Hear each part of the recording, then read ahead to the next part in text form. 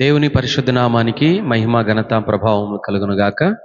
అనుదిన జీవాహారమునకు అనే కార్యక్రమానికి మీ అందరినీ కూడా ప్రేమతో ఆహ్వానిస్తున్నాం. ఈరోజు దేవుడు ఈ అనుదిన జీవాహారంలో దేవుడు మనకిస్తున్న దేవుని వాక్యము, దేవుని వాగ్దానము. మొదటి దినవృత్తాంతముల గ్రంథం 19వ అధ్యాయము 12వ వచనం నుండి 13వ వచనం.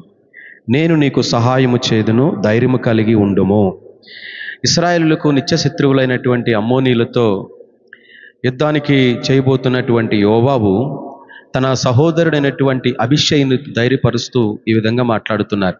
ఏమనంటున్నారంటే, దేవుడు మనకు తోడుగా ఉన్నాడు, దేవుడు నిత్యము మనల్ని నడిపిస్తాడు, దేవుడు నిత్యము మనల్ని కాపాడుతాడు. ఈ అమ్మోనీయుల మీదకు యుద్ధానికి వెళుతున్న మన జీవితాలలో ఆయన తప్పక ప్రభు మనకు తోడుగా ఉండి సహాయం చేస్తాడు, కనుక ధైర్యము కలిగి ఉండుము అని ప్రియులారా యోవాబు అబీషైతో మాట్లాడుతున్నారు. మన జీవితాల్లో కూడా ఎన్నో యుద్ధాలలో మనం నలిగిపోతూ ఉంటాం. శారీరకంగా శరీరముతో యుద్ధం, ఆత్మ సంబంధమైనటువంటిగా ప్రేర లోక సంబంధమైన వాటితో యుద్ధం, ఆర్థిక యుద్ధాలు, మానసిక యుద్ధాలు, పిల్లలతో యుద్ధాలు, ప్రియులారా ఎన్నో పోరాటాలు యుద్ధంలో నలిగిపోతూ ఉంటాం. అయితే దేవుడైన యెహోవా ఒక మంచి స్నేహితుడైన దేవుడు, ఈరోజు దేవుడు మనందరితో మాట్లాడుతున్న ఒక అద్భుతమైన మాట ఏమిటంటే, నేనే నీకు సహాయము చేదును, ధైర్యము కలిగి ఉండాలి. దేవుడు ఎవరి పక్షంగా నిలబడతాడనంటే ధైర్యం కలిగినటువంటి వారి పక్షంగానే నిలబడతాడు. చాలామంది జీవితాల్లో ఎందుకు ఈ శ్రమలు, ఎందుకు ఈ శోధనలు, ఎందుకు ఈ అవమానాలు, ఎందుకు ఈ ఇబ్బందులు, ఎందుకు ఈ పోరాటాలు, ఎంతకాలం మేము తట్టుకోవాలి అని చాలా సందర్భాల్లో మనం నలిగిపోతూ ఉంటాం, మాట్లాడుతూ ఉంటాం, ఒంటరిగా ఆలోచన చేస్తూ ఉంటాం. నేనేమంటానంటే, మన జీవితాలలో ఇవన్నీ దేవుడు ఇస్తున్నాడనంటే అవి తట్టుకోగలిగి అవి మోయగలిగినటువంటి శక్తి మనకుంది కనుక, ఆత్మ బలం ఉంది కనుక దేవుడు ఇవన్నీ మనకిస్తూ ఉంటాడు. అయితే అలా దేవుడు నలగొట్టే దేవుడు అంటే కాదండి. మనల్ని ధైర్యంగా ఉంటే మనకు సహాయమును పంపించి ప్రతి యుద్ధాలలో నుంచి, ప్రతి శత్రుశేషము నుంచి దేవుడు విడుదలను, విమోచన ప్రభు దయచేస్తారు.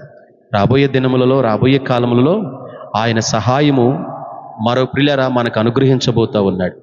అందుకనే ఎస్తేరుతో మొర్దెకై ఒక మాట అంటాడు, నీవు గనుక ఈ పని చేయకపోతే మాకు వేరొక దిక్కు నుండి మాకు సహాయము కలిగిద్ది, నీవు గనుక మాకు సహాయం చేయకపోతే మరొక దిక్కు నుండి మాకు సహాయం కలిగిద్ది. నిజంగా ప్రియులారా, దేవుడు ఏదో రిక్కుగా మనకు సహాయం చేస్తాడు. ఆయన మనల్ని మర్చిపోయే దేవుడు కాదు. ఎందుకంటే మనల్ని సృష్టించిన సృష్టి నిర్మాణికుడు, శిల్ప నిర్మాణికుడు, మన జీవితాన్ని ఏర్పాటు చేసిన దేవుడు, మన బ్రతుకులను ఏర్పాటు చేసిన దేవుడు తప్పక మనకు సహాయం చేస్తాడు. సహాయము చేస్తాడు అనే ధైర్యం మనలో కనుక ఉండగలిగితే రాబోయే దినాలలో విజయాలు మనము చూడబోతున్నాం, నూతనమైన కార్యాలు చూడబోతున్నాం, నూతన అద్భుతాలతో ప్రభు మనల్ని నడిపించునుగా. కానీ ఒక దైవ సేవకునిగా మనసారా కోరుకుంటూ ఈ అనుదిన జీవాహారమును చూస్తున్న దేవుని బిడ్డలందరినీ కూడా ఆ విధంగా సహాయము చేసి దేవుడు బలపరచునుగాక. ఆమేన్. చిన్న ప్రార్థన. పరిశుద్ధుడా, ప్రేమ కలిగిన తండ్రి, అనుదిన జీవాహారము అనే ఈ మాటలను ఆలకిస్తున్న దేవుని బిడ్డల కొరకు ప్రార్థన చేస్తున్నాను. ఎవరైతే నిరాశ, నిస్పృహలలో, ధైర్యం కోల్పోయిన పరిస్థితుల్లో ఉన్నారో వారందరి జీవితాల్లో ఆశలు చిగురింప చేసి నెమ్మదిని కలగచేయండి, విజయాలతో ఊరేగింప చేయండి.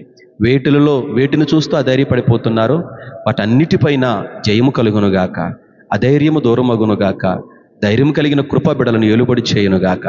బంధకాల నుంచి విడిపించండి, సహాయము చేసి నడిపించమని మీ బలమైన హస్తమునకు అప్పగించుకుంటూ నీ బిడలను దీవించమని యేసు నామములో అడుగుచున్నాను తండ్రి. ఆమేన్. May God bless you. God bless you India. మీ అందరికీ వందనాలు.